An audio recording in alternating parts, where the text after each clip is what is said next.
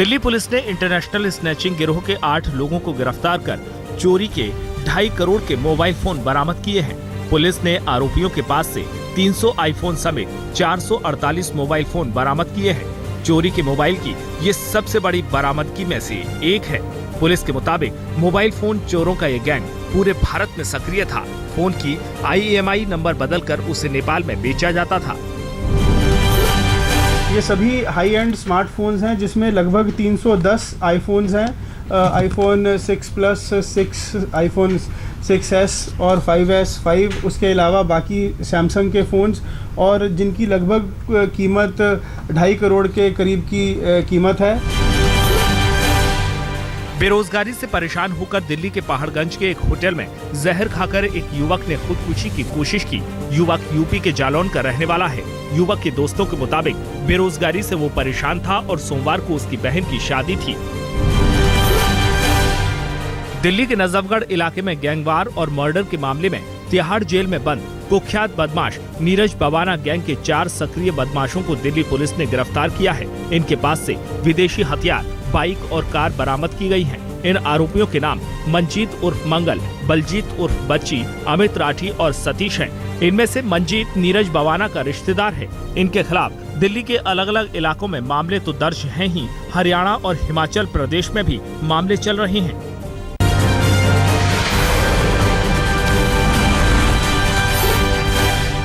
UP के मेरठ में एक स्कूटी सवार महिला को तेज रफ्तार ट्रक ने रौंद डाला। हादसे में गीता नाम की महिला की मौत हो गई। हादसा मेरठ के थाना नौचंदी क्षेत्र के PVS मॉल के पास हुआ।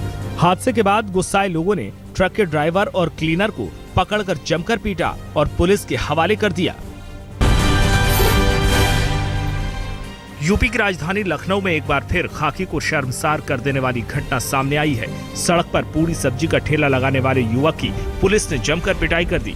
आरोप है कि 200 रुपए वसूली टैक्स देने से मना करने पर पुलिस ने उसकी पिटाई की थी। पीड़ित के घर वालों के मुताबिक पुलिस कर्मियों ने पुलिस चौकी में ले जाकर युवक को इतना पीटा कि अधमरी हालत में उसे अस्पताल में भर्ती कराना पड़ा। गोरखपुर में बीमा के नाम पर ठगी का मामला सामने आया है। ठगी का आरोप लगाते हुए महिलाओं ने गोरखपुर के जिलाधिकारी कार्यालय के सामने प्रदर्शन किया। महिलाओं का आरोप है कि उन्हें एजेंट बनाकर कंपनी बीमा की रकम के साथ चंपत हो गई। यूपी के मुरादाबाद में पुलिस ने एक ऐसे गिरोह का खुलासा किया है जो रेलवे भर्ती बोर्ड की ऑनलाइन परीक्षा में नकल करा रहा था। TMU परीक्षा केंद्र पर छापेमारी के दौरान पुलिस ने एक परीक्षार्थी को रंगे हाथों नकल करते पकड़ा। उसके पास से माइक्रोचिप ब्लूटूथ डिवाइस के अलावा बनियान में लिपटी हुई एक इलेक्ट्रॉनिक डिवाइस बरामद हुई। पुलिस के मुताबिक इस डिवाइस और ब्लूटूथ की मदद से दूर बैठा कोई व्यक्ति प्रश्नों के उत्तर दे रहा था। उससे पूछताछ के बाद पुलिस ने रेलवे भर्ती बोर्ड में ठेके पर नकल करवाने वाले गिरोह के 8 सदस्यों को गिरफ्तार कर जेल भेज दिया है। ये गैंग नकल कराने के लिए हर परीक्षार्थी से 8 से 10 लाख रुपए तक लेता था। बिहार के बाढ़ में दरोगा सुरेश ठाकुर की हत्या के बाद अपराधियों में खौफ पैदा करने के लिए कल दिन भर पुलिस ने बाढ़ की सड़कों पर फ्लैग मार्च किया। फ्लैग मार्च की अगुवाई पटना के SSP मनु महाराज कर रहे थे। उधर दरोगा के कातिलों की पहचान के लिए पुलिस ने अब शहर में लगे CCTV कैमरों की मदद लेनी शुरू कर दी है। पुलिस का कहना है कि CCTV की मदद से कुछ सुराग हाथ लगे हैं और पुलिस जल्द ही हत्यारों को दबोच लेगी। हत्यारों का सुराग पाने के लिए बाढ़ की जेल में भी पुलिस ने व्यापक छापेमारी की। बाड़मेर में जैसलमेर के सांसद कर्नल सोनाराम चौधरी को थप्पड़ मारने के मामले में गिरफ्तार खरताराम जाट नामक युवक को जेल भेज दिया गया है। इस मामले में गिरफ्तार दूसरे आरोपी प्रेमाराम भादु को जमानत मिल गई, जबकि तीसरे आरोपी अचलाराम की तलाश जारी है। ट्रेन में नशाखुरानी का लूटने वाले एक शातिर लुटेरे को बिहार के हाजीपुर में गिरफ्तार कर लिया गया है। ट्रेनों में लूट के 25 से ज्यादा मामलों में आरोपी की पुलिस को तलाश थी। आरोपी के पास से पुलिस ने मोबाइल, लैपटॉप समेत बड़ी मात्रा में लूट का माल बरामद किया है। आरोपी के पास से यात्रियों को बेहोश करने के लिए इस्तेमाल होने वाली नशीली दवाइयां भी भारी मात्रा में बरामद की हैं। पुलिस का दावा है कि आरोपी के तार उत्तर बिहार में ट्रेनों में नशाखुरानी के बड़े नेटवर्क से जुड़े हुए हैं। बिहार के गया जिले के सोरंगपुर गांव के पास स्टेट हाईवे नंबर 101 के निर्माण में लगे एक ट्रैक्टर और बाइक को नक्सलियों ने फूंक दिया। बताया जाता है कि सड़क निर्माण कंपनी से रंगदारी टैक्स नहीं मिलने से नक्सलियों ने गुरारू के पहड़ा पहाड़ के पास इस वारदात को अंजाम दिया।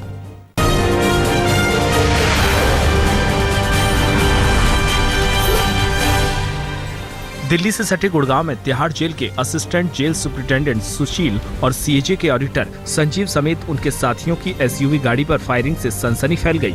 रविवार रात ये वारदात दिल्ली गुड़गांव एक्सप्रेसवे के बीचों बीच हुई। वारदात में एक लड़की और एक लड़के को गोली लगी है, जिनका गुड़गांव के मेदांता अस्पताल में इलाज चल रहा है।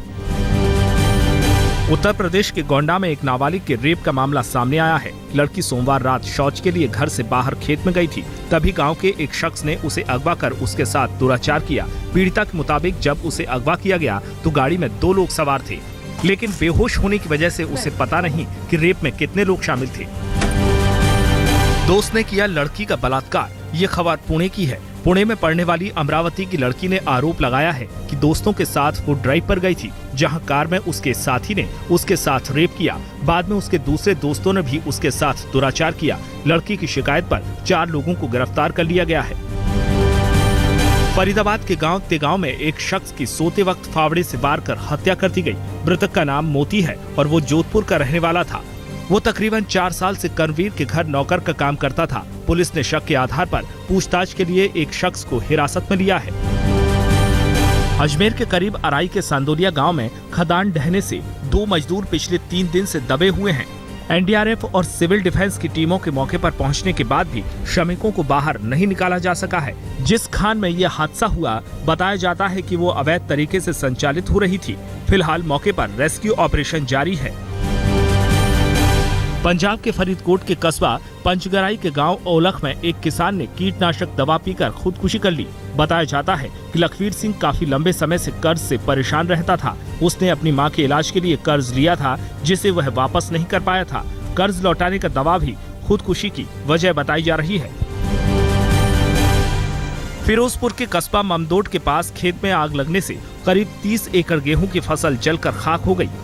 आग लगने की खबर मिलते ही बड़ी तादाद में गांव वालों ने खुद ही आग बुझाने की कोशिश शुरू कर दी, लेकिन जब तक आग पर काबू पाया गया तब तक काफी नुकसान हो चुका था। पीड़ित किसानों ने सरकार से आग से जली फसल के लिए मुआवजे की मांग की है।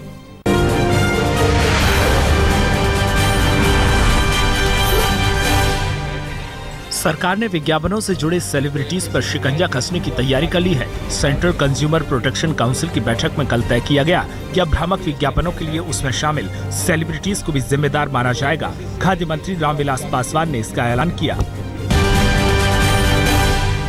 द्वारिका पीठ के शंकराचार्य स्वरूपानंद सरस्वती ने सरकार पर तीखा हमला बोला है। हरिद्वार में स्वरूपानंद सरस्वती ने कहा कि सरकार कमजोर है, वो कोहिनूर वापस नहीं ला सकती। ईरान के राष्ट्रपति हसन रूहानी से मुलाकात के दौरान विदेश मंत्री सुषमा स्वराज द्वारा पहनी गई पोशाक पर भी उन्होंने नाराजगी जताई। बहुत गलत काम, बड़ा काम किया है। अपने स्वरूप की रक्षा करना चाहिए। कोहिनूर हमारा है, आना चाहिए। ये सरकार की कमजोरी है।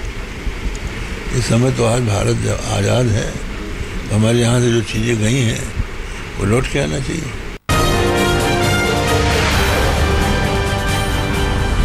दिल्ली में ऑडी-1 योजना लागू होने के 5वें दिन शहर में प्रदूषण का स्तर बढ़ा पाया गया। केंद्रीय एजेंसी सफर के मुताबिक बॉर्डर के इलाके में PM 2.5 का स्तर 3 गुना ज्यादा दर्ज हुआ, जबकि नोएडा बॉर्डर पर PM 2.5 का स्तर 115 माइक्रोग्राम रहा। वायु प्रदूषण पर CSE के कॉन्क्लेव में हिस्सा लेने पहुंचे दिल्ली के CM अरविंद केजरीवाल ने ऑडी-1 योजना की जमकर वकालत की और उन तमाम रिपोर्ट्स को विचित्र बताया जो ये बता रही हैं कि ऑडी-1 के बावजूद दिल्ली में प्रदूषण में इजाफा हुआ है। उन्होंने बाइक्स को योजना से मुक्त रखने पर सफाई दी। कहा कि अगर इनको ऑडी-1 का हिस्सा बनाते तो दिल्ली में अराजकता जैसी स्थिति पैदा हो जाती, क्योंकि पब्लिक ट्रांसपोर्ट सिस्टम मजबूत नहीं है। लेकिन अगर आपने 2 व्हीलर्स को कर दिया, 2 व्हीलर्स को दिल्ली के अंदर 40 लाख के करीब रोज मोटरसाइकिल या स्कूटर चलते हैं। अगर आपने 40 लाख में से 20 लाख को सड़क से उतार दिया, ये सारे के सारे आपकी बसों में और मेट्रो में जाएंगे। आपका सारा का सारा ये लोड मेट्रो और बस के ऊपर जाएगा और अभी हमारे पास कैपेसिटी नहीं है। दिल्ली में EWS को लेकर सरकार को गलत जानकारी देने वाले प्राइवेट स्कूलों के खिलाफ FIR दर्ज होगी। ईडब्ल्यूएस इंस्पेक्शन की रिव्यू मीटिंग में डिप्टी सीएम मनीष सिसोदिया ने ये निर्देश दिए। ईडब्ल्यूएस एडमिशन को लेकर कुछ प्राइवेट स्कूलों पर आरोप है कि उन्होंने सरकार को गलत जानकारी मुहैया कराई है।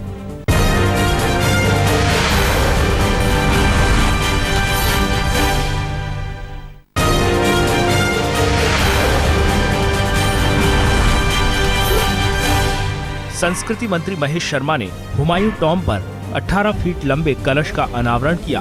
2 साल पहले तूफान में ये कलश गिर गया था। महेश शर्मा ने कहा कि 2 साल के भीतर 2 लाख मानव कार्य दिवस में 300 किलो तांबे और 3.5 किलो सोने से इसे तैयार किया गया है।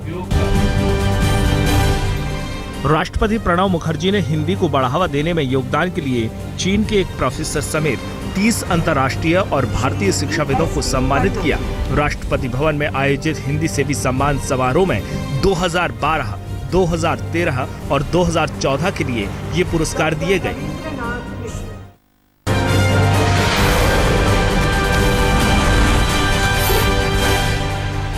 इंडियन प्रीमियर लीग के 9वें संस्करण में कोलकाता नाइट राइडर्स ने कल तीसरी जीत दर्ज कर ली। मोहाली में खेले गए मैच में केकेआर ने किंग्स 11 पंजाब को 6 विकेट से हराया। पहले खेलते हुए पंजाब ने 8 विकेट पर 138 रन बनाए थे। गौतम गंभीर की अगुवाई वाली केकेआर ने 17 गेंद रहते 4 विकेट खोकर ये लक्ष्य हासिल कर लिया।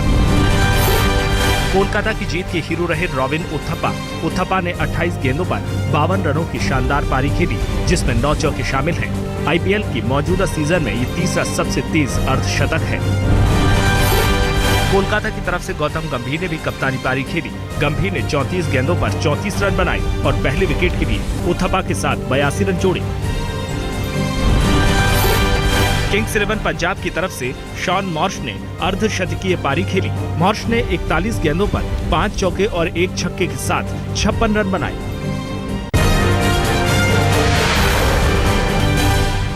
मुंबई साइबर सेल में फिल्म अभिनेत्री कंगना रनौत अपना बयान दर्ज कराएंगी। कंगना के वकील रिजवान सिद्दीकी ने कहा है कि साइबर क्राइम सेल को उन्होंने सूचित कर दिया है कि 30 अप्रैल को कंगना, उनकी बहन रंगोली और वो खुद बयान देने के लिए उपलब्ध रहेंगे।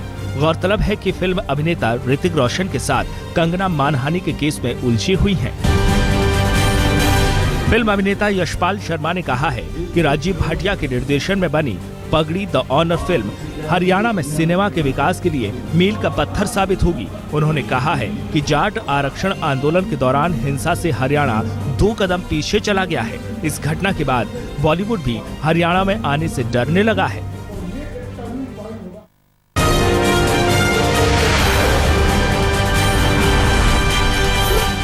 प्रिंस विलियम और हैरी ने मंगलवार को पाइनवुड स्टूडियो में स्टार वॉर्स के सेट का दौरा किया। दोनों भाइयों ने स्टूडियो में काफी दिलचस्पी दिखाई। फिल्म प्रोडक्शन से जुड़े लोगों ने प्रिंस विलियम और हैरी को बड़ी बारीकी से फिल्म से जुड़ी जानकारी दी। केंसिंगटन पैलेस की तरफ से एक ट्वीट कर बताया गया कि स्टार वॉर्स फिल्म के प्रोडक्शन में ब्रिटिश लोगों की मेहनत के सम्मान में प्रिंस विलियम और हैरी ने स्टूडियो का दौरा किया। पूर्व मॉडल और अमेरिका में राष्ट्रपति पद के उम्मीदवार डोनाल्ड ट्रंप की पत्नी मेलानिया ट्रंप ने कल न्यूयॉर्क में प्राइमरी में मतदान किया। नवंबर में होने वाले राष्ट्रपति पद के चुनाव के लिए अपनी पार्टी का उम्मीदवार चुनने के लिए ये वोटिंग हो रही है। रिपब्लिकन पार्टी में ट्रंप प्रबल दावेदार हैं। उन्हें टेड क्रूज से चुनौती मिल रही है। कनाडा के अल्बर्टा में आग के तूफान ने दमकल कर्मियों को भागने पर मजबूर कर दिया। 14 अप्रैल को दमकल कर्मी अल्बर्गा के बिग लेक में लगी आग बुझाने गए थे, लेकिन अचानक आग ने बवंडर का रूप ले लिया। आग के इस बवंडर से कई दमकल कर्मियों को चेहरे, कान और बाह में मामूली रूप से चोट आई है। अमेरिका में टेक्सास के स्प्रिंग में सैलाब में फंसे कम से कम 50 लोगों को बाहर निकाला गया है। मूसलाधार बारिश की वजह से शहर में सैलाब जैसी स्थिति पैदा हो गई है। लगातार दूसरे दिन यहाँ स्कूल बंद रहे। जर्मन पुलिस ने रोशनहीम शहर के एक अपार्टमेंट में सालों से कैद मानसिक रूप से बीमार महिला को आजाद करा लिया। महिला को इलाज के लिए एक क्लिनिक में भर्ती कराया गया है। पुलिस के मुताबिक 26 साल की महिला को उसकी मां ने ही एक कमरे में बंद कर रखा था। इक्वाडोर में शनिवार को आए भूकंप के बाद मलबे से शवों का मिलना जारी है। अब तक मरने वालों की तादाद 443 तक पहुंच चुकी है। राहत कर्मियों के मुताबिक मृतकों की तादाद अभी और बढ़ने की आशंका है।